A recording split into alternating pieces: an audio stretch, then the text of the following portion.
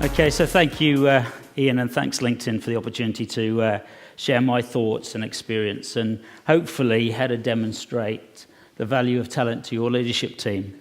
So, I mean, I don't know whether many of you know about Sage, but hopefully you do.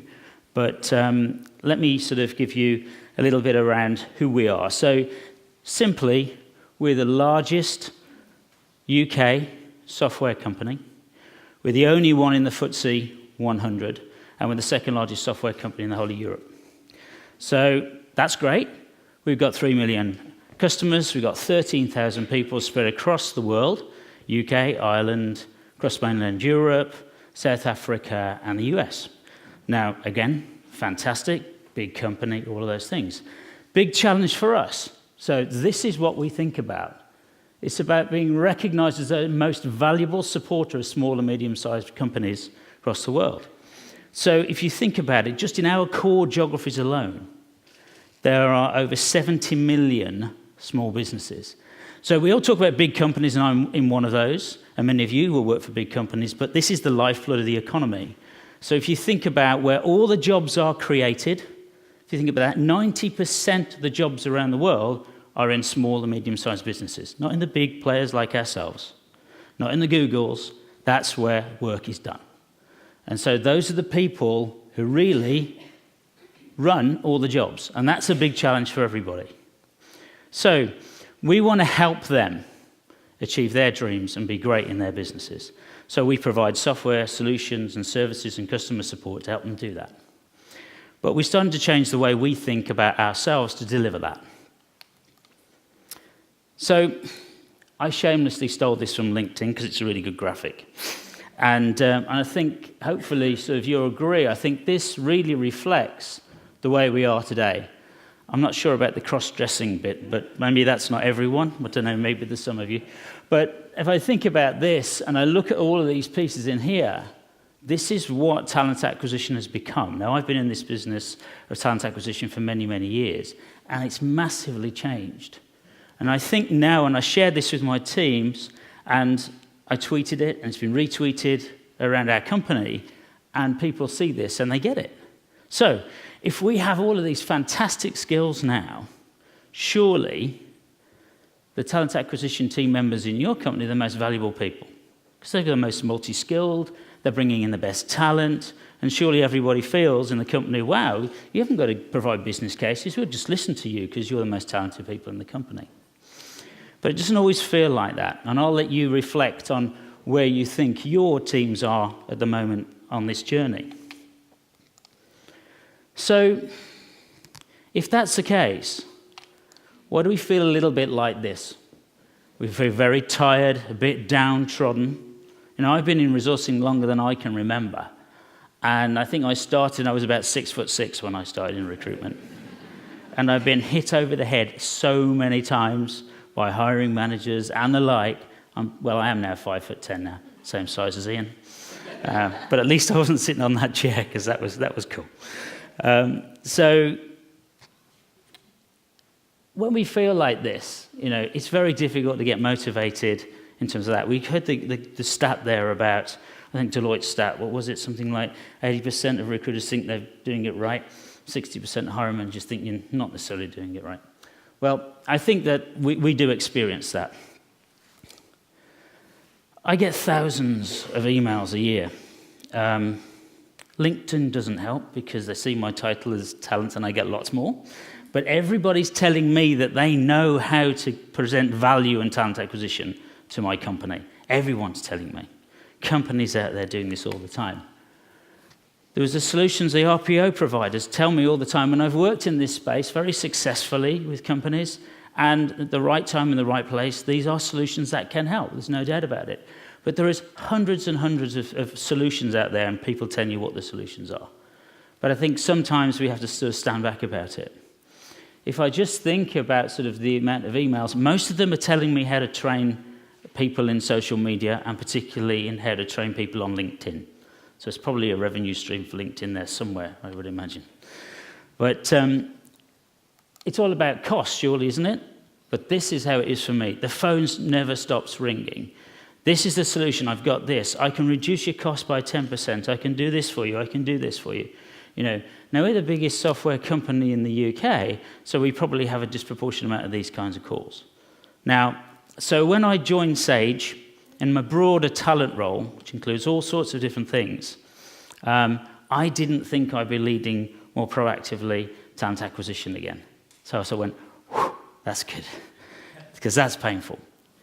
But actually, I tell you why, I'm really, really excited, because I think what I've learned over the years, really now, probably less than a third of the stuff that I've learned is relevant, because the people who teach me things now are my teams. And I just want to talk a little bit about why I'm so excited about leading this again as Sage changes its journey in terms of bringing in talent. So where do we need to be now and where do we want to be? So yes, I've got to fix all the stuff.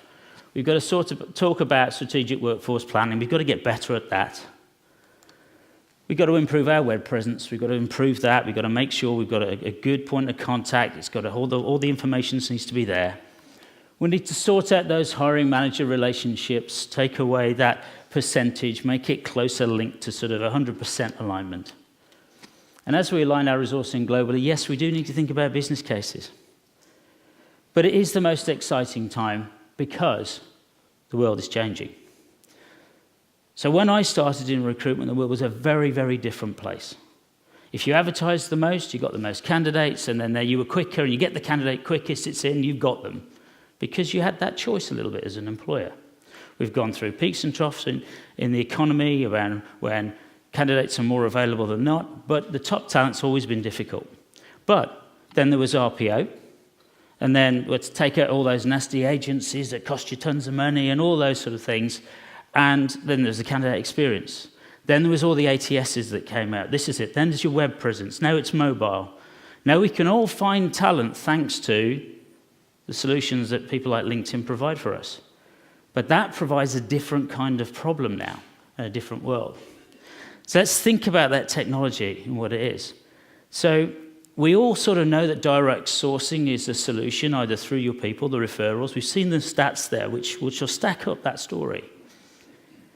There's 2.8 billion people in the world now who are online. A third of the world's population. Now, 90% of the people who now have a mobile phone now have a smartphone. And that's happened in the last 4 years. It's just phenomenal, the pace of change. So 10 years ago, Wikipedia was just still an experiment around that. The term Web 2.0 had not even been invented, and we've moved on even from that. There was no Gmail. Social media and social networking was not even invented, so there was no Facebook. In terms of cloud computing, SaaS, the pieces that we're in, still 5 years away. Apple had just reported a loss of $25 million US. I think that just tells you how that world has changed. The iPod had just been launched, the iPhone and the iPad were nowhere in sight. And the leader in the mobile phone market was Nokia, followed by Motorola, Samsung, and we hadn't even thought about BlackBerries. So we know it's all about social, we know it's all about engaging communities. But you have to be in that community and present in that community to even stand a chance. So I said my experience is becoming more irrelevant. Most of my ideas come from the people who work for me, who are much younger, who live it, who get it. And I have to listen to that. So I'm learning more from them than I am from necessarily my previous experiences. And that's difficult for us people who are 40-something, because we're there as leaders to do that. So how do I get investment for things like social recruiting? It's difficult to sell to a CFO when you have saved all the millions around costs, reducing cost per hire and all of that, and you say, oh, I need to increase my budget because I need to go social. And say, well, hang on a minute, we don't want to increase our recruitment costs. So how do we do all that? So I think we all sort of know that. But what about the leadership question? So we've just had a new CEO, last 12 weeks or so he's been in the organisation, maybe a bit longer. And I asked a question in our last global leadership team to our outgoing CEO, which was, how digital are you as leaders? We're the biggest software company in the UK, right? We must be really good at this. Who uses LinkedIn? Who tweets? Who does these things? Who blogs? There's deathly silence around that. And the main reason I asked that question is that I generally didn't feel that Sage had that presence. And I generally believe that engaging people is about those leaders. I want to work for great people. I want to work for great leaders. If you just think about how the influence section on LinkedIn is so powerful and how many people follow that, I think that just shows you about how much we want to work for people at the end of the day. Maybe companies second. There's all sorts of things. But generally, I wanted to engage my leadership team in more than just the interview process and more than just giving a great candidate experience. So what have we started doing? It was about content. Well, we had loads of content, but we didn't know how to pull it together. And we just heard about some new tools that can help that. Thought leadership. People want to know about our leaders. They want to know about people. They don't necessarily just want bland company videos and pieces of that. So information, pulling it all together. When we're on TV, highlight it. When our leaders are speaking, commenting on the marketing, showing that we have a social conscience. Sage decided if we support small businesses, we will pay small businesses within 30 days. We will not wait 120 days. So when you have those things, we have to live that, but we have to show that. So it's about inspirational people. So, yes, we can pull all this together, but we had to get our leaders to get social. And we had to get them to understand that. And that was very, very difficult indeed. So if you think about it, most of our executives are the 40-plus somethings. So in their formative years was 10 years ago as emerging leaders. And what was 10 years ago? I've just talked about that. It's a very different space. So it's not natural for people to do this. But these are the most important people to do that. And you could argue our CEO is the most important. And let's talk about Stephen later, because he's created a step change in our organisation. So, yeah, this is not all about we've got it all sorted. We haven't. We've got to fix the basics. So we need to fix our channels, need to become more of a one-Sage company, pulling all our organisations together, our regions, getting our brand together, getting the messages right. And we're right in the middle of doing that, even just consolidating what looks like a pretty bland set of career pages on LinkedIn. This is going to change dramatically, and we're working closely with our friends at LinkedIn to do that. And in the next couple of months, that's going to change. So remember, it's not natural for our leaders to do this, so we had to help them. So we gave them the opportunity to get training on this stuff. Quite quietly under the radar, didn't publicise it too much. So all of our 150-plus leaders got training on LinkedIn on their profiles, helped them build out professional profiles of what it was, helped them understand the value of what it was, not just for talent, but for sales, for marketing, all the pieces that the other solutions that LinkedIn provide for you. But also we taught them how to tweet, and we made it safe for them. We head to that environment. And some of them actually have reverse mentoring with digital mentors to do that. Even our outgoing CEO still has a digital mentor that sits within company, because the alumni of people who leave is just as important. So to me, this is what will add value to our recruitment processes going forward and attracting talent. It's about our leadership engaging directly in the process, whether they know it or not, just by being present in those communities and influencing people to even think about us as an employer. Then we have to do all the really good stuff around that and how we engage them. So we're going to go further, and I've got an ambition. I've just read Reid Hoffman's new book around alliances and a number of things, and he talks about how in LinkedIn they don't really have a choice but to sort of really use the tools and the processes that they have invented themselves. And so everybody is part of that talent acquisition team. You heard Chris say, top of their agenda. But here's the challenge. I've got 13,000 recruiters in my company, and that's how we're going to start to think about this. So everybody who will join our organisation going forward through the induction process, we will enable them in these spaces. It's not whether they like it or not, it is just we will enable them to do that. And we'll show them the value of what that is, and we'll make them confident in that space. You join Sage, you'll become social. Now, not only that, but we've got 13,000 current employees to bring up to speed. So on the 26th of May, we're having a social day where 2 hours will be dedicated to every single person around the globe to bring them up to speed on these things. And then we'll follow that through. So we're not there yet, but we firmly believe that this is where we need to go. Now, remember when I talk about our customers, perhaps they could be also advocates for us? How can we help small businesses recruit? So this is a bigger journey for us. It's a philosophy, not just about us as a company. We want to help that lifeblood of the economy. But also think about our alumni. We need to work that better. We need to start to think about that and make that happen for us. We want a relationship for life, not only with our customers, but with our employees. If they leave, we want them to feel that they had a great time at Sage. And where we are now is huge in terms of what we're doing. So, I remember my new CEO, I told you I'd talk a little bit about him, and I will in a second. But here's a fact. If you open a board report, if you open any annual report of a FTSE 100 company, there will be the chairman's statement. There will be the CEO's statement, which will say how important talent is. The most important thing is our people. Yet, if you think about that, how many of those 40, 50-somethings, those leaders, are really engaging in the stuff that we know from even just the first presentation, but through it today, we know we have to be in those communities. So, just going to put this up.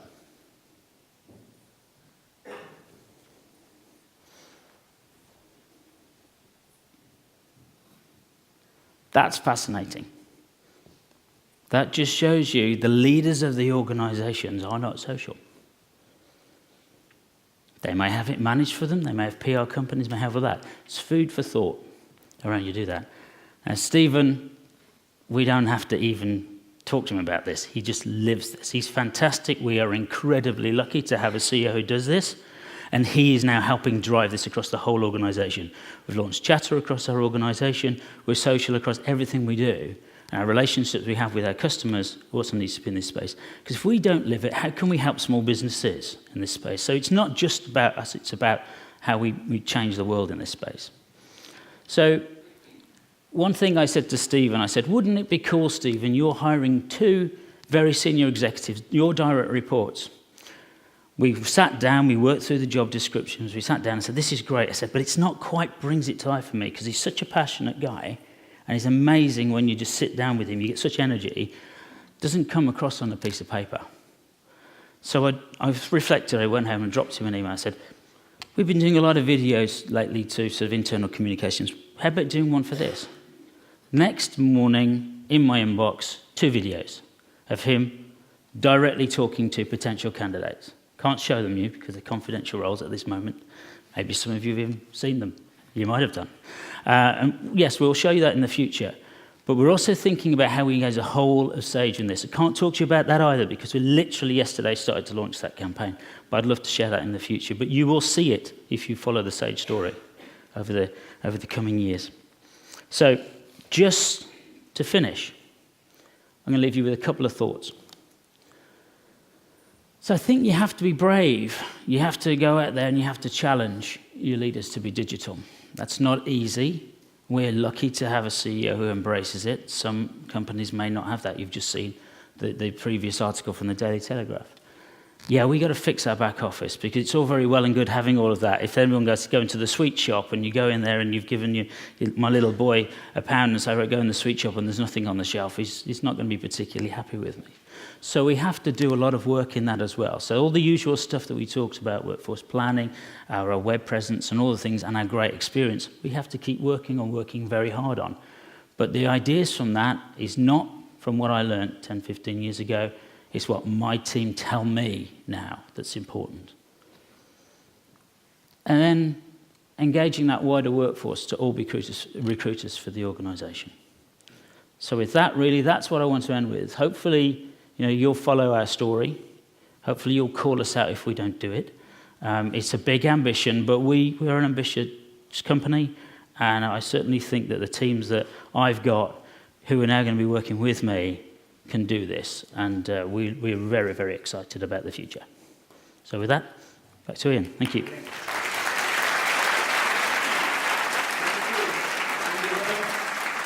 Director at Sage, I think we have some time for questions if anybody does. Andy, are you okay to stick around? 5 minutes for questions. Sure. We have some microphones roaming around in the room. If anybody has a question you want to ask directly to Andy, then put your hand up and a microphone will find you. While that's happening, while you're thinking of your questions, There's a lot of good comments coming through on the Twitter, so thank you. Reminder, if you tweet something, then you can go to the registration desk and pick up some free earphones as a thank you from us. And at the end, we're going to announce winners of tickets to Talent Connect in October if you tweet, so keep them coming. A couple of tweets I'll read out as you're thinking of your questions. Nev, NRT, likes the importance of tea, as pointed out by Chris. So, Halal Maya, talent pool reports on LinkedIn looks awesome, great data to have at your disposal. And then a lot of good comments coming through about the divide picture that you showed, part scientist, part artist. I think that resonates a lot. So, any questions? I've got a couple of questions on Twitter if there's none in the room. Here's a question. There are two questions, one on the end there. Yeah, microphone coming along. Yeah, so in the middle, then we'll go to the end. Hi, my name's Jo. I work at Wesleyan in Birmingham. We're quite a traditional finance company, and whilst the staff are quite forward-thinking on their social media, the leadership team aren't. Did you have any challenges when you were getting and trying to talk them into being more social? And if so, how did you overcome it? I think there was sort of, as I say, a bit of deathly silence to start with, no one really admitting that they didn't know. And then I think gradually I got the phone calls, we got a few pieces going on quietly. So I think there was no direct challenge because I think they understood the importance. I think there was probably more a bit of embarrassment that they probably weren't doing or didn't know how to do it. And the fact that their kids knew more about it than them. Which, to be fair, my wife manages my life through Facebook. I had a Facebook account in 2009, didn't know about it, but apparently too many of old people who knew me from previous places were contacting me that she'd set up, so she closed it down. But I don't think she's watching today, I hope not. Otherwise I might be staying in London again tonight. I don't think it's necessarily challenge. I think there was acknowledgement. It was probably nervousness. So there was a number of side conversations that had to sort of go on to reassure that we weren't going to publicly sort of humiliate people saying, you can't do it. But then we were very lucky because then Stephen just came in and started to change the way he communicated. Instead of email communication to the company, he tweeted, he blogged, he did things like that. So there was... People then sort of got on the bandwagon fairly quickly. So I think it's a combination. We can't take credit. We've got some great people in our marketing team who just get this, who, we owe a huge debt of credit to that. Great, thanks, Andy. I think there was another question, right there. Hi, my name's Amy. I'm from Teach First. I just wanted to understand, when you started getting that buy-in from your leadership team, did you find that the arguments were best sold through the data and through that more when you're looking at return on investment, or do you think that appealing to the passion really drove that argument better? Emotion. I think understanding that they got it. They're really smart people, and they got it, and they just realised it was probably a gap in which if they want to be successful, they had to embrace it. And again, I just want to be really clear. I didn't do this on my own. There's a whole bunch of people in marketing and people who were getting it. So there was an undercurrent anyway. But it was probably sort of the emotional side of the argument that really got to it. To say, if you want to continue to be great leaders, there's nothing like your director of talent, who they probably think knows where all the jobs are coming up, asking the question. It's almost like a bit of a veiled threat, isn't it? Are you really digital? Oh, yeah, I really am, yeah, sure. So I think there's a bit of that. Yeah, good, thank you. Any other question in the room? Yeah, one just over there on the edge. Grant from Reform Clothing. You've spoken a lot about getting buy-in, or I guess convincing them that that was the way to go, and I think for us, we're there. But in terms of execution, how have you gone about it? Is it about getting the individual out there so people know who they might be working for, or is there a more coherent strategy for the company with everyone contributing their area that reflects their role in the organisation? Sure. How have you gone about that? So there's a couple of ways that and I think the marketing team are doing a great job in this generally. I mean, we hired a new digital head of marketing. Again, new hires always come in with great ideas. And one of the key things, we do use a similar sort of technology to what LinkedIn we're talking around about, putting the right information so it's easy for people to get out there. And then obviously our leadership team do specialise in certain things, and we expect them and encourage them to go out and talk to broader communities. So I think they naturally find their places. You do get odd blogs from different people on different subjects, but generally we corral a lot of information together now. Our PR and marketing departments enable it so it's easy for them to execute on their own blogs, their own posts, because it's all right having the intention. They then go, don't know what to write, and so we can provide information. So that first bit about corralling it all together is really important. Okay, yeah. Perhaps final question then in the back of the room there. Yep. Hi, this is Asha from EF Education First. You mentioned a digital mentorship program earlier. How exactly did you implement that? I think, to be quite honest, it was just a bit of quiet reassurance for some leaders, just to say that some people can just come and help you do this on a one-on-one, rather than having to sort of roll out a training program and expose people. But we are looking now at whether we can formalize that into a broader program. So we helped certain individuals who were probably less comfortable and just said, look, here's some people who can help you. And it was great in terms of for the young folks to sort of have that exposure. But it was a nice, safe environment. So we don't necessarily publicise who those people are around the place at the moment, but it's something that we'll probably broaden out as we go forward. Good, thank you. And thanks for the questions, some super questions there. Brilliant stuff, Andy. I really like this, the line you used about having 13,000 recruiters, them being the employees, and the ambition and philosophy to make it broader. How can you help others? So a lot of great stuff. Thank you very much. Andy Hill from Sage. Thanks a lot.